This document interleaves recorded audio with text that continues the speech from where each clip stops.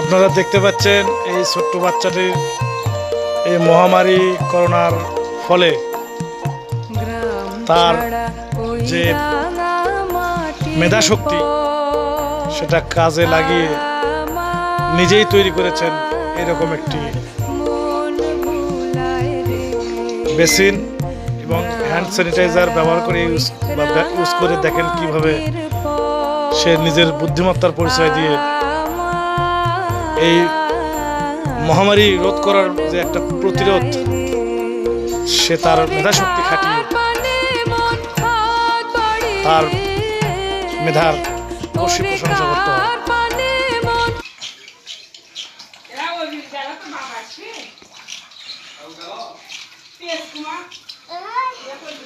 কিভাবে